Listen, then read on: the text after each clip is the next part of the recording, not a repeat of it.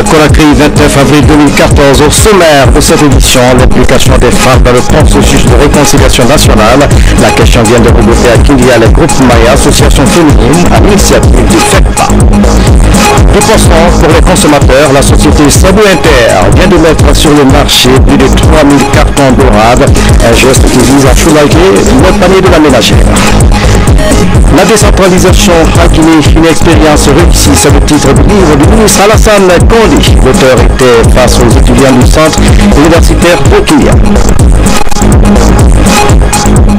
Mesdames et messieurs, bonsoir. Merci de votre attention et bienvenue dans cette édition. Le président de la République, professeur Alpha Condé, poursuit son séjour de travail au Maroc. Le chef de l'État a visité ce mardi la mosquée de Roi Hassan II, l'une des du continent.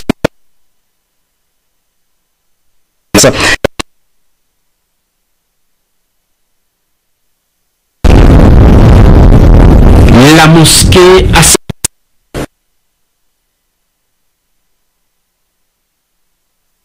de la République, en compagnie d'une forte délégation, est venu visiter. Professeur Alpha Condé a contemplé toutes les installations de cette maison de Dieu, érigée en partie sur la mer. Complexe religieux et culturel amené hectares et comporte une salle de prière, une salle d'ablution, de bain, une école coranique, une bibliothèque et un musée. La mosquée peut accueillir 1500 fidèles et la salle de prière 25 000. Elle est la troisième plus grande du monde, la plus grande au Maghreb, et possède un minaret d'une hauteur de 200 mètres, le plus haut du monde. À Conakry, la question de protection des droits des enfants est un débat. La rencontre mobilise le comité interministériel et les représentants d'institutions internationales. Cet atelier de 3 jours devrait déterminer le niveau d'avancement de notre pays en matière de protection des enfants. Ça, marathon de reportage. Les enfants constituent la couche sociale la plus élevée du pays. Cependant, ces tout petits sont de nos jours confrontés à un certain nombre de difficultés qui empêchent leur épanouissement. C'est pour inverser cette donne que se tient cette rencontre sur la validation des rapports initiaux sur la protection des droits des enfants. Une synergie d'action entre le gouvernement guinéen et les institutions de protection des droits des enfants. Guinée a pris beaucoup de retard compte tenu de toute son histoire que vous connaissez et maintenant le contexte notamment est favorable à ce que la Guinée puisse remplir ses obligations internationales et nous sommes là pour appuyer ce processus. Le document issu de cette rencontre d'échange d'idées permettra à la Guinée de créer un environnement propice en matière de protection des droits des enfants. Le fait d'être à jour au niveau international dans le domaine de l'évaluation périodique au niveau du Conseil permet d'avoir une meilleure perception de notre pays. Et là, ça va permettre quand même que la Guinée ne soit pas toujours au banc des accusés, ou en tout cas en matière de violation des droits de l'homme. La Guinée a déjà ratifié la loi sur la protection des enfants. Donc il faut savoir est-ce que c'est suffisant de ratifier et ça va armer de plus encore le département. Le respect de ces rapports initiaux permettra à la Guinée de redorer le blason sur la scène internationale en matière de protection des droits humains, surtout sur les enfants. Dans le même temps, Akilia, ville des agrumes, soutient une formation axée sur l'implication des femmes dans le processus de réconciliation nationale. Elle est initiée par le Centre Femmes Citoyenneté et Paix avec l'appui de l'ambassade des États-Unis en Guinée. Mamadou Alpha Baldé signe ce reportage. Une quarantaine, ces femmes viennent des différentes ONG féminines de Kindia. Sur l'initiative du Centre Femmes Citoyenneté et Paix, elles renforcent leurs connaissances en technique de maintien de la paix par le biais du dialogue. Nous souhaiterons qu'à travers le travail que FECPA est en train de faire en Guinée, au moment du démarrage de cette consultation nationale, que les femmes soient suffisamment outillées afin que leur participation dans le processus puisse impacter et avoir un changement réel pour la paix et une réelle réconciliation en Guinée. Je suis très impressionnée avec le travail que les femmes guinéennes continuent de faire. Je voudrais encourager les femmes à Kindia de continuer leur bon travail pour la promotion de paix en Guinée.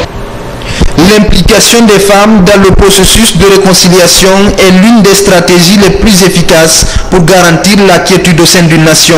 Dans les périodes de conflit, elles sont souvent au premier rang des victimes. Les femmes guinéennes constituent le baromètre de notre pays. Elles ont toujours été à l'avant-garde de la lutte pour la prévention des conflits, pour l'alerte précoce. En Guinée, les femmes constituent plus de 50% de la population. Leur implication dans les initiatives de consolidation et de maintien de la paix pourrait contribuer à gagner ce pari. Dans l'actualité encore, 100 bouteilles de gaz de réchaud pour les associations féminines et centres d'orphelinat. C'est un don du ministère de l'Action sociale à travers Sodigaz. C'est le ministre Sanaba Kaba qui a procédé à la remise de ce matériel aux bénéficiaires. Notre reporter Sekou Souma était de la partie. Selon une étude menée par les environnementalistes, près de 90% des familles utilisent du charbon de bois pour la cuisson.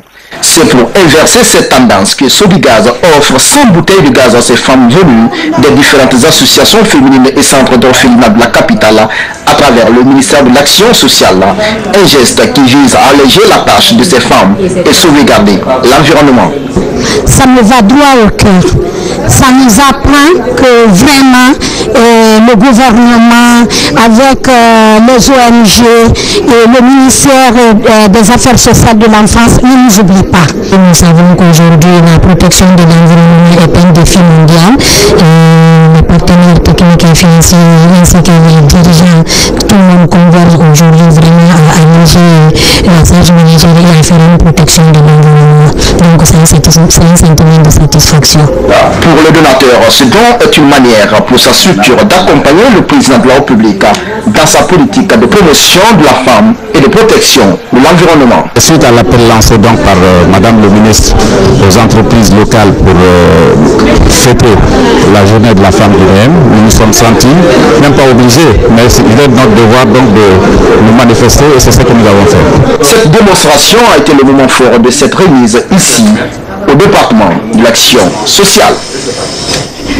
Les opérateurs du secteur de la pêche sont à pied d'œuvre pour pallier la pénurie du poisson sur le marché. La société Sabou Inter vient de mettre à la disposition des consommateurs 3000 cartons de dorade. Les précisions dans ce reportage de Anna de Toury. Avec les services de 12 chalutiers chinois, la société Sabou Inter s'engage à corriger la pénurie de poissons constatée sur les marchés du pays. 3000 cartons de dorade sont débarqués au port de pêche de Boulbiné. Ils sont destinés à la vente libre sur les différents marchés de la capitale et ceux de l'intérieur du pays. C'est une promesse tenir. On a promis, on va ravitailler.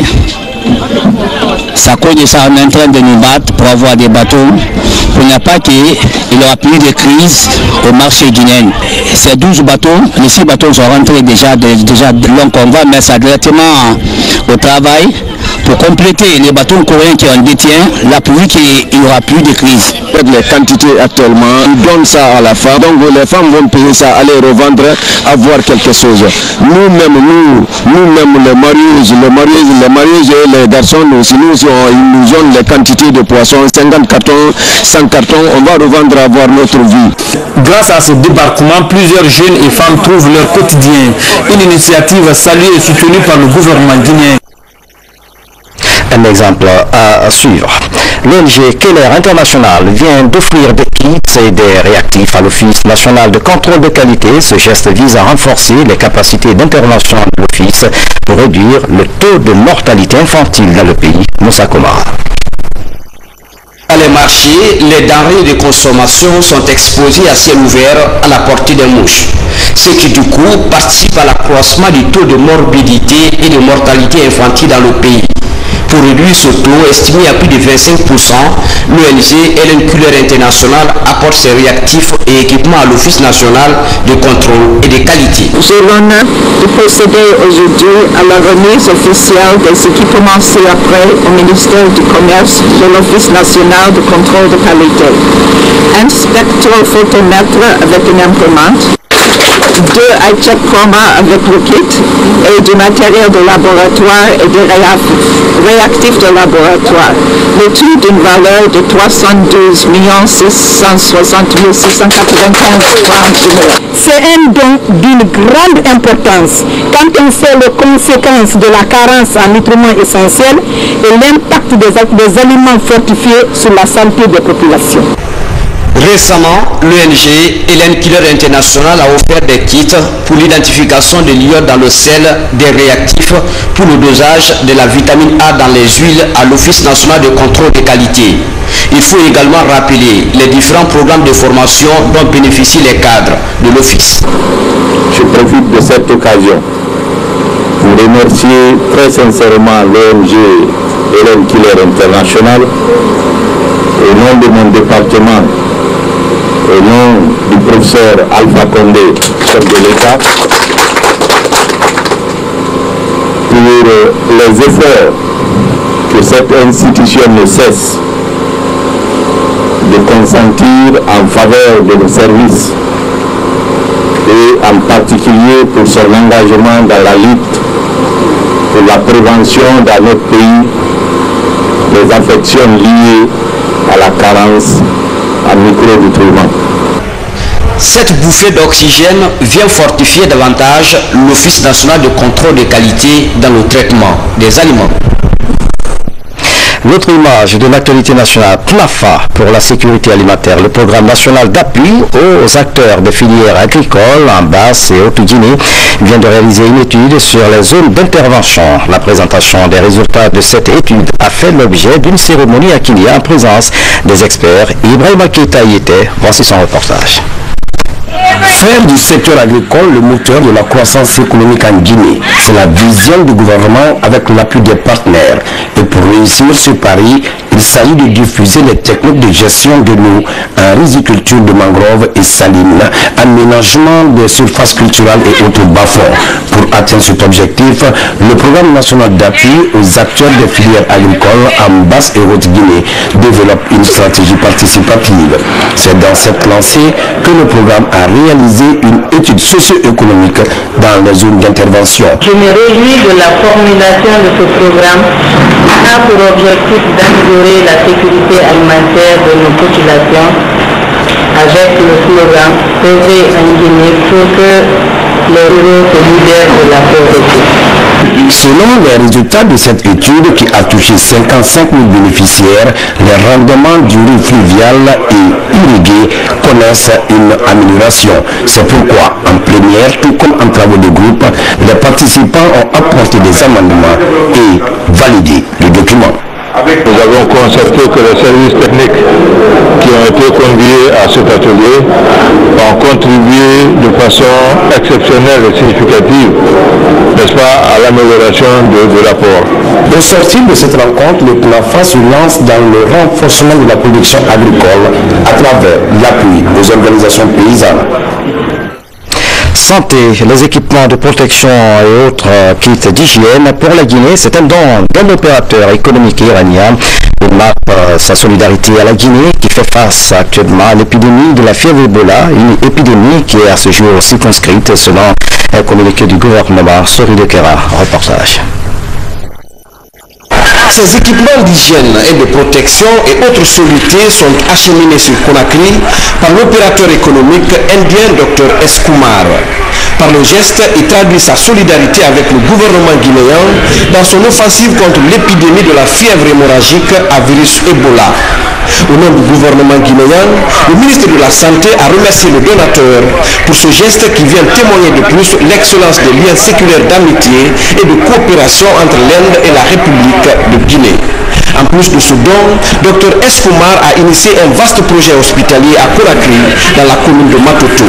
Il s'agit d'un hôpital international de référence dont les travaux de construction sont déjà en cours.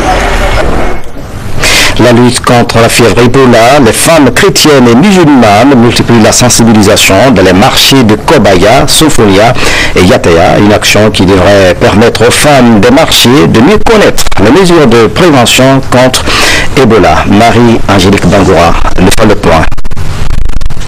Sensibiliser et distribuer des kits pour freiner la chaîne de propagation du virus Ebola, c'est l'objectif de cette tournée dans les marchés de Yataya, Sonfonia et Kobaya. Par la démarche, les femmes chrétiennes et musulmanes entendent soutenir les efforts du gouvernement. Les populations bénéficiaires saluent l'initiative. Ils m'ont remis ce savon pour l'utiliser afin d'éviter la maladie Ebola. Désormais, je laverai mes mains chaque soir. Et comme cela, je serai protégé.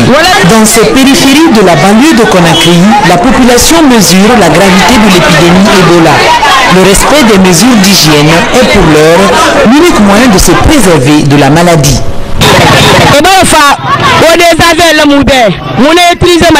Nous avons reçu des désinfectants que nous utilisons dans l'eau, la vaisselle, la cuisine, la lessive et autres ménages. C'est simple, il suffit de prendre le contenu du bouchon d'un flacon d'eau de javel, d'un bidon d'eau. En synergie, ce groupe de femmes et de jeunes de Yataya Fossidé véhicule des messages sur l'hygiène des mains, l'utilisation du chlore et du savon dans les différentes langues du pays. La décentralisation en Guinée, une expérience réussie, c'est l'intitulé du livre du ministre Alassane Condé. Cet ouvrage explique le lien entre le livre et la gouvernance locale. L'auteur était face aux étudiants du centre universitaire du Kindia pour partager son expérience. Momelamine Kamara a suivi le débat. La décentralisation en Guinée, une expérience réussie, c'est le titre du livre du ministre Alassane Condé. À l'occasion des 72 heures du livre à Kindia, l'auteur explique aux étudiants du centre universitaire de Foulaya la place du livre dans le processus de décentralisation. Comme on était dans un milieu universitaire, on en a profité pour présenter le livre que nous-mêmes nous avons écrit sur notamment la décentralisation et le développement local en Guinée. Je crois que c'est fait pour un peu inciter les étudiants à la lecture, et comme ils l'ont encore précisé, surtout à l'écriture. Vous savez, on n'est pas né écrivain, on écrit ce qu'on pense et puis c'est tout. Les autorités comptent s'investir dans la mise en place des bibliothèques de proximité dans nos différentes villes. Les bibliothèques de proximité seront construites par les collectivités locales et par les structures déconcentrées de l'État, c'est-à-dire les gouvernorats, les préfectures et les sous-préfectures. Dans leur PDL, nous allons insister à ce qu'ils mettent la construction d'une bibliothèque. Et ça, nous le ferons à partir de 2015. Les étudiants se disent satisfaits de la qualité de cette communication. Je suis vraiment heureuse aujourd'hui avec cette fête et de voir monsieur le ministre. Nous conseille encore de lire les livres autant de fois que nous le voyons. À l'issue de cette conférence, le ministre Condé, à travers son directeur national de l'administration du territoire, a offert un livre aux étudiants qui servira désormais de bréviaire pour cette université. La Guinée célèbre demain la 18e journée africaine de la prévention des risques professionnels. Le thème de cette année porte sur les coordinations nationales des comités de sécurité et de santé au travail. À propos, voici la déclaration de Madame le ministre de l'Action sociale, commentée par Seko Souma. À quelques heures de la célébration de la 18e journée africaine de la prévention des risques professionnels, la ministre de l'Action sociale invite les pouvoirs publics et le secteur privé à mieux protéger les travailleurs.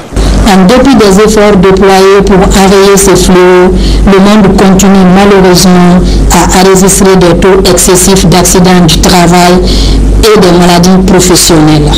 C'est le lieu d'évoquer le mérite de notre gouvernement qui, malgré les contraintes économiques du moment, ne ménage aucun effort dans sa lutte contre la précarité économique afin de créer et d'assurer un meilleur cadre de vie à la population guinéenne. L'Organisation internationale du travail estime à plus de 53 000 le nombre de décès imputables aux travailleurs salariés, d'où la nécessité pour les différents ensemble de bonnes politiques de 30 millions d'accidents du travail par an.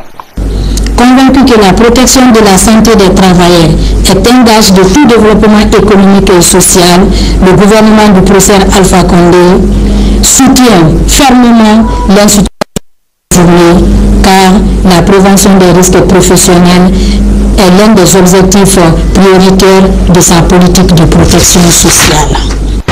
Cette journée sera célébrée demain dans la préfecture de Bouti, avec à la clé plusieurs activités.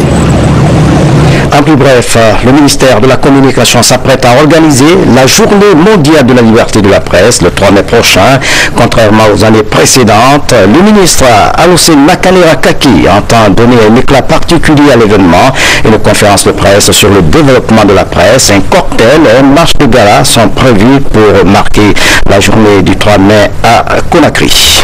Direction Guinée, où les populations de Mayangoré viennent de tenir leur grand fidao, une rencontre religieuse qui a permis aux fidèles musulmans de prier pour le développement et l'unité nationale.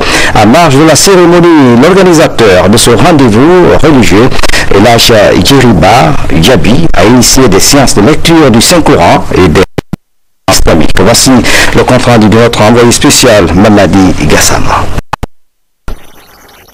Autre localité de Touba, Dangawal, Menyangouré, secteur situé dans Moussa, organise son grand fidao. Ce rendez-vous socio-religieux est une occasion pour les fils résidents et ressortissants de se retrouver pour implorer la grâce d'Allah. Cette année, la prospérité et la santé pour tous est au centre des invocations. Cette fidao, on a beaucoup de raisons de venir. Et il y a des bénédictions qui sont là-dedans qu'on a eu la preuve. Il y en a qui viennent, sont des problèmes particuliers qu'on ne peut pas expliquer. Grâce à Dieu, beaucoup de gens, après leur retour, sont de cette façon. En marge du rituel de prière et de cantique du Fidao, Elhaj Djeriba Diaby, un fils du terroir devenu ambassadeur de la paix, a organisé des séances de lecture du Saint-Coran et des conférences islamiques autour de la paix.